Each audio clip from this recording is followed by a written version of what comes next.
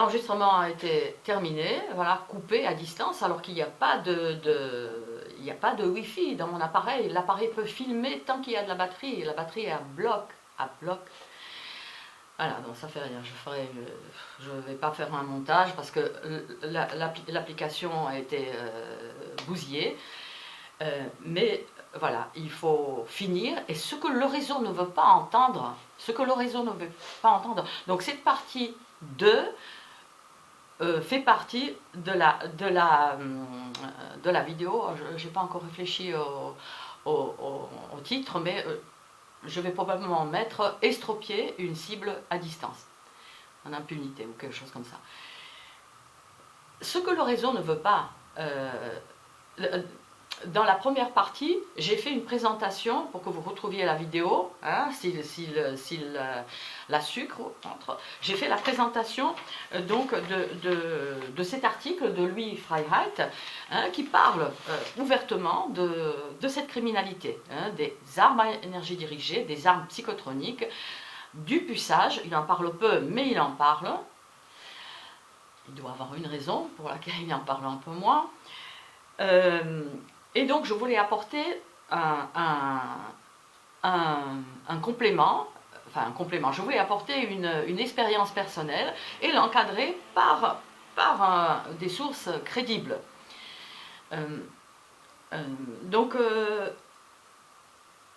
Voilà, à propos du fait qu'on puisse couper la vidéo comme ça à distance, c'est une caméra Sony, il n'y a pas de Wi-Fi, il n'y a rien dedans, à moins que, alors je ne sais pas s'ils ont pu mettre, je ne sais pas comment ils peuvent faire, mais comme il le dit, lui, hein, à la page 79 de mémoire, les individus qui sont harcelés, hein, c'est une activité la plus courante des services secrets, page 21, hein, du même livre. Donc il dit que ça peut être fait par des technologies courantes, hein. N'importe quel hacker de 15 ans peut me hacker l'ordinateur, etc. Hein, il y a une surveillance permanente de tous les moyens de communication. Donc je vais voir si je vais pouvoir la publier, parce que le fichier, j'avais commencé déjà hier, hein, le fichier a été corrompu. Mais peut-être là pour le coup par une fausse manipulation de ma part. Si j'étais parano, je ne pourrais pas apporter cette... je pourrais pas avoir ce recul. Donc, pardon, je perds mes lunettes. Donc oui, voilà. L'expérience concrète que je veux apporter consiste le fait que cette puce RFID, donc mise en haut du fessier, on va dire, en bas du dos, je ne sais pas comment dire, a été activée violemment un 5 décembre 2018. 2018, j'espère que je ne me trompe pas, 2018, non, 2018. J'en avais hurlé, hein, et une fois de plus, c'est sorti de nulle part. De nulle part, une attaque comme si on m'empoignait avec une barre de fer, ou je ne sais pas, pointue. Hein, c'est pour ça que je l'appelle harponnage. Hein, voilà.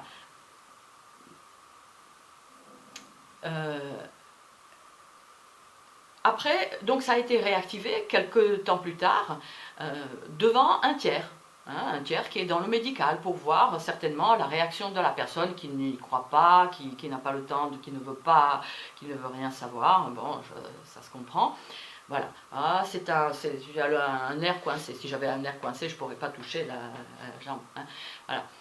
Donc, à nouveau, je précise ce que je précisais dans la première partie. Si vous avez des douleurs qui sortent de nulle part et qui surtout se répètent à la même heure, par exemple, hein, il est fort possible que ce sont des douleurs d'origine criminelle, d'origine électromagnétique, causées par des armes à énergie dirigée, par des armes psychotroniques. Donc, il est à noter que cette agression est sortie de nulle part. J'étais debout, en épluchant un fruit ou je ne sais trop, aucun faux mouvement ni rien. Une deuxième fois, une autre fois, c'est pas chronologique, j'étais assise tranquille, à mon cours de danse, hein, des cours de danse, hein, je suis plusieurs cours de danse, il y a une personne qui vient avec le téléphone, qui vient, qui débarque enfin, avec son téléphone, bon, hein. Pour ce genre d'agression, les personnes, les agresseurs, une personne au-dessus de tout soupçon. Je dirais qui c'est, mais on me prendrait pour une folle. Mais là, pensez, lorsque des cibles parlent de ces gens-là au-dessus de tout soupçon, pensez aux pères de famille, impeccables, gentils, souriants, avenants, tout ce que vous voulez, qui pendant 20 ans ont violé les enfants des voisins. Hein, rien de nouveau sous le soleil. Donc cette personne-là vient et je ressens une attaque d'une violence que j'avais du mal à me lever, voilà, à me déplacer. Et ce qu'il y a aussi, ce qu'on a observé, nous sommes donc plusieurs à avoir observé, c'est que ces personnes-là, comme s'ils relevaient soit les fréquences, soit un code hein, temporaire, et qui peuvent le passer à des tiers.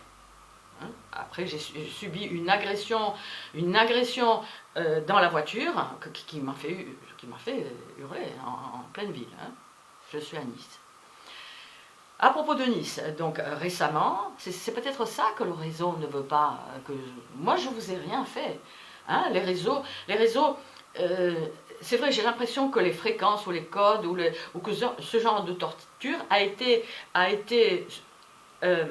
laissé en sous-traitance, parce que c'est donc étatique, cartels médico-militaires, des firmes privées, etc., mais qui sous-traitent à des personnes alentour la cible, hein, qui doivent passer inaperçues, hein, c'est pas des... Voilà. Il ne va pas y avoir un militaire, un treillis, hein. Voilà. Donc, j'ai l'impression que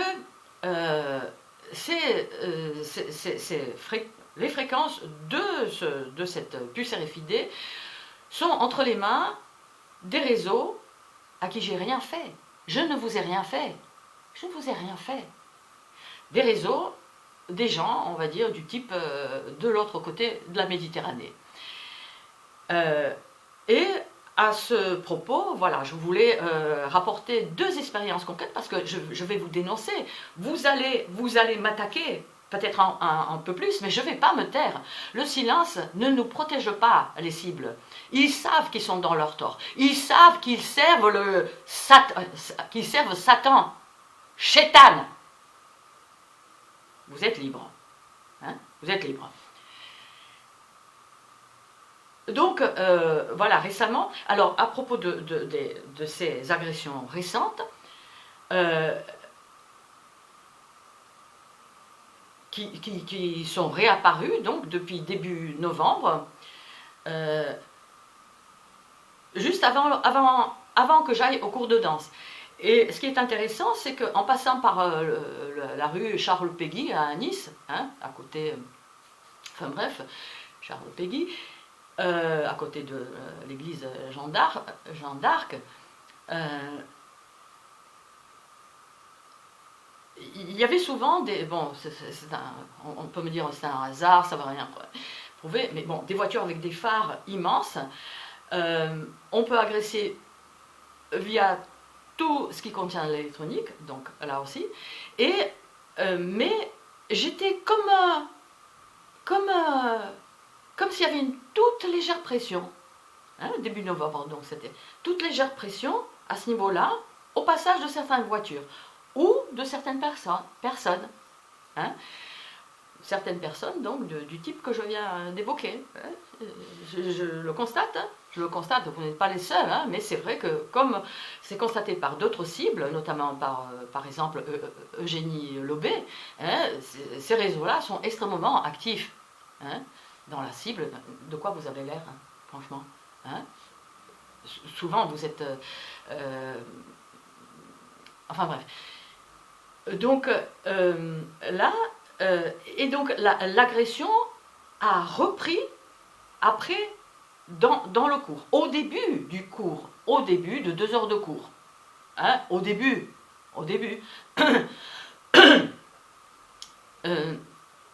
Le réseau, dès que la cible parle, réajuste les agressions. Hein. récemment, je me suis fait agresser donc le jour où j'allais avoir mon cours, mais dans l'après-midi. Une agression violente alors que je suis tranquille là à mon ordinateur. Voilà. Donc je suis sortie au balcon et que vois-je? La voiture de l'électricien de la copropriété, les portières ouvertes. Bon. Il semblerait, selon d'autres cibles, selon les observations d'autres cibles, que tout électricien qui évolue à proximité de la cible est impliqué. Hein. Ils sont bien placés. Hein. Ils sont bien placés. D'ailleurs, c'est vrai que dans l'immeuble, il y en a un autre enfin bref, bon, c'est autre chose. Pardon. Donc, voilà. Et c'est vrai que ça m'avait mise en rage parce que la douleur était donc l'une de ces fois où j'allais donc à mon cours de danse. En rage, donc d'être harponné donc aussi sur le trajet. Mon trajet en voiture. Je sais qu'en passant sur Borguiglione, l'avenue Romain Rolland, une voiture, tout phare puissant, elle était à l'arrêt, et je me reçois un coup, une aiguille. Donc c'était, je sais pas, il y a un mois de ça. J'ai une réaction que j'ai rarement, mais que j'ai lorsque j'ai la rage. Je les ai interpellés. C'est vous qui je ne sais plus comment j'ai dit à vrai dire, mais bon, c'est vrai que la dame peut passer pour une tarée, mais plus à la limite, à la lumière de ce qui est écrit ici, hein, entre autres, c'est un document de base, hein, et la réaction, la non-réaction des gars, du type que je viens de décrire, hein, ils sont partis. Lorsque vous interpellez, lorsqu'on vous interpelle, lorsqu'une bonne femme vous interpelle, si vous n'êtes pas impliqué, mais voilà. Après, il y en a qui jouent un peu l'étonnement, il y en a qui sont amusés, etc. Mais globalement, ils évitent le contact et globalement, voilà, ils ont la consigne. Ça a été constaté par d'autres cibles, notamment par Joe aussi, qui les interpelle. C'est un homme, donc il va au contact à la limite. Moi, je vais au contact verbal. Hein, je ne vous crains pas. Je n'ai pas peur. Je n'ai pas peur. Vous êtes dans votre tort. Vous êtes des criminels. À vous de voir. Hein. Les militaires aussi, hein, en premier. Les militaires, les commanditaires. Hein. Vous faites votre job, comment tuer. Hein, mais vous vous entraînez pas sur une mamie de 66 balais. Hein, ça se fait pas, hein, ça se fait pas. C'est nazi. C'est nazi. Nazi. Voilà. Et donc, je voulais, et je finirai par là, donc pour dire que ces agressions-là, il me semble qu'Elena peut-être le confirmera par ses sources techniques ou Nico cible, que pour ce genre d'agression, il faut que les perpetrators, les perps, les cuiseurs, hein, les tortionnaires, soient à proximité de la cible. Et c'est vrai que malheureusement, il y en a aussi qui viennent dans le cours. Oh! Et pour certains, ça fait une décennie qu'on danse ensemble. Hein? Hein? Alors comment? Qu'est-ce qu'on vous a dit à propos de moi? Comment on vous a manipulé? Comment vous pouvez faire, à moins que vous ne sachiez pas ce que vous faites? Parce qu'il semblerait que nous sommes mises comme des avatars dans des jeux de Pokémon, etc. Et que la personne reçoit une notification sur son téléphone et voilà, de la présence de la cible et qu'elle peut la viser et qu'elle torture une vraie personne, mais ils ne le savent pas. Hein, donc là aussi, il y aura des responsabilités Enfin, c'est un gros morceau, hein, c'est vrai que c'est un gros morceau. Là, je me gratte là, j'en ai probablement une autre, mais enfin bon, de puce, vérifiez, oui, voilà. Lisez ce document et bien d'autres encore bien plus pertinents. Parce que lui, il cherche un peu à ne pas mettre en avant que ce qui favorise les tortures, les tirs, c'est parce que la personne a été pucée. Quand, comment, pourquoi elle, voilà, on peut en parler une autre fois. Donc récemment, il y a, je sais pas, 2-3 jours, à propos de la proximité, hein, donc je vais à mon cours, rien, j'avais rien, si ce n'est que, c'est vrai que ces derniers temps, donc cet endroit est légèrement plus sensible. C'est comme si un produit anesthésiant avait, se répandait à cet endroit-là, hein, comme s'il y avait une sorte de raideur. Hein. Bon, mais, bon, ok, rien. Puis, rue Charles Péguy, je tombe sur, donc caché un peu, il était 20h, il faisait nuit, personne dans les rues, quasiment, un gars, donc avec le téléphone, je passe, bon, j'espère pour vous que vous ne pratiquez pas le harcèlement électromagnétique, hein.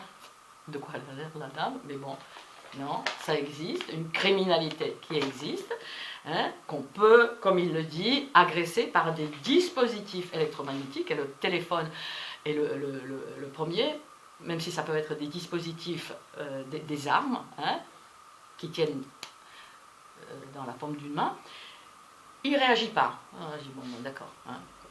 Vous avez une personne qui interpelle une personne qui est là, tranquille avec son téléphone, hein, mais il n'était pas tranquille. Hein. Donc, il y a...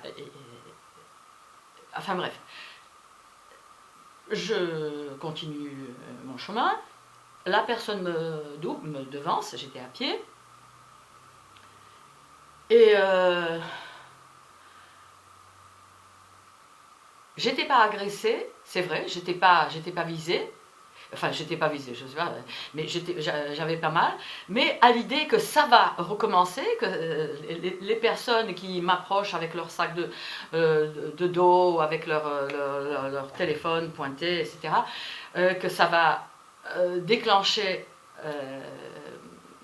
donc les douleurs, je l'interpelle, je marchais derrière lui, je ne sais plus ce que je disais, à vrai dire, après ça me vient comme ça vient.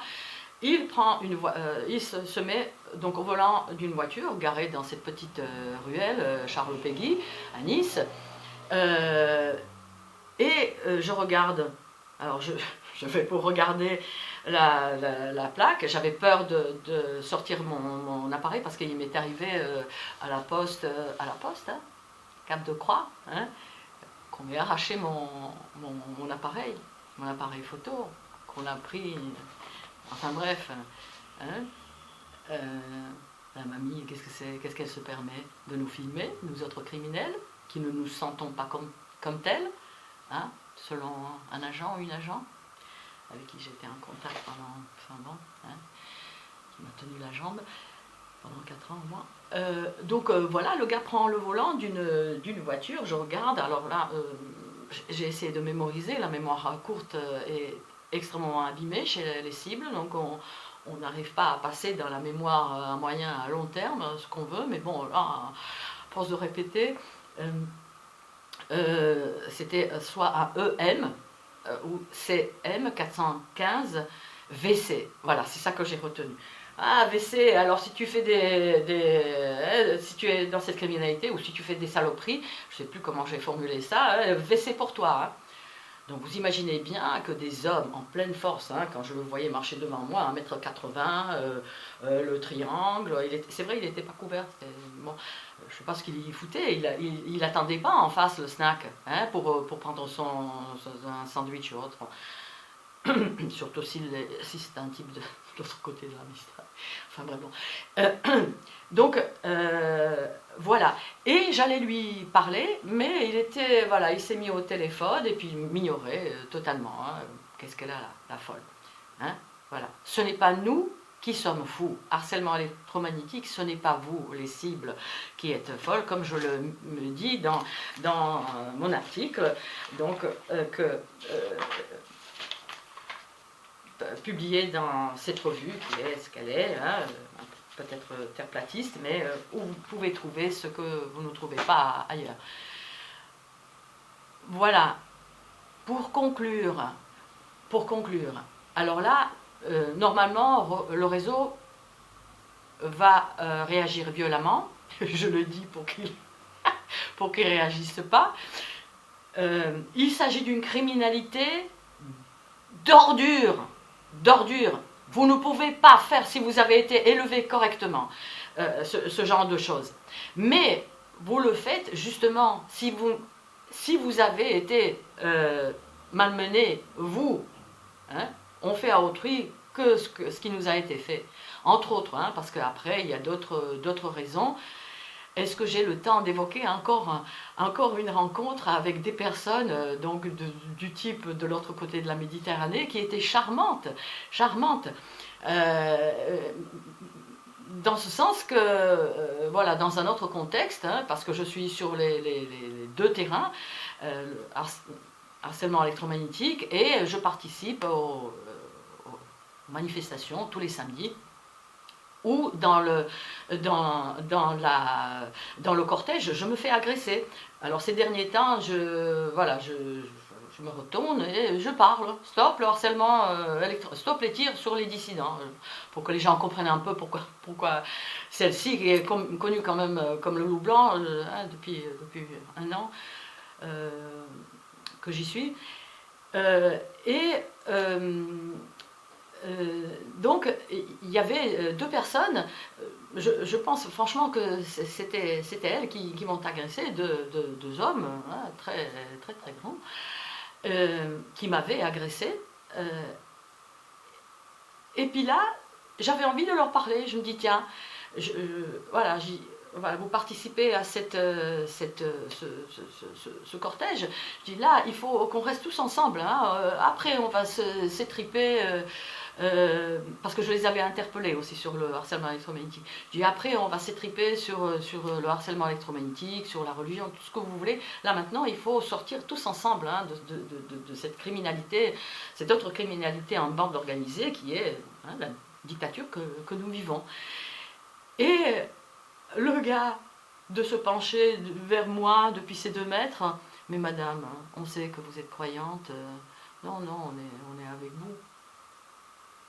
Ah, bon, voilà, donc comment il sait que je suis croyante?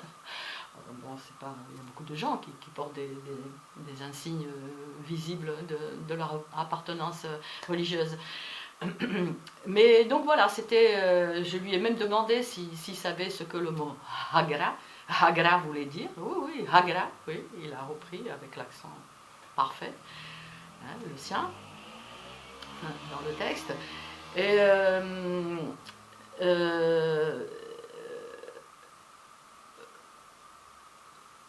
voilà, donc après, bien sûr, j'ai pensé à un autre concept qu'ils ont, hein, les personnes de l'autre côté de la Méditerranée, bon, disons-le, des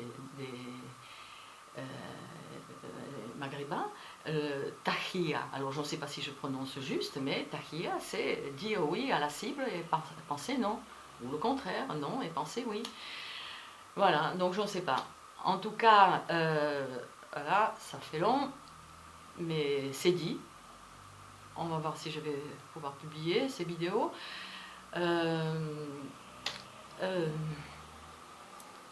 Voilà. Il n'y a pas de prière que Marie puisse refuser. Après, c'est Dieu. Marie porte nos prières, hein, pour les chrétiens. Marie porte notre prière. Après, c'est Dieu qui décide et ses voies sont impénétrables. Hein. Voilà. Harcèlement électromagnétique, renseignez-vous. Renseignez-vous, donc une fois de plus, je répète, sur la chaîne YouTube de Nico Cible, harcèlement électromagnétique.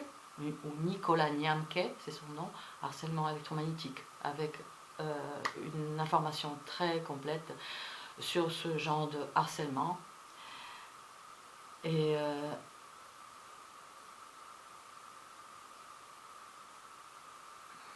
c'est le temps de Noël bientôt. Voilà. Donc levons le pied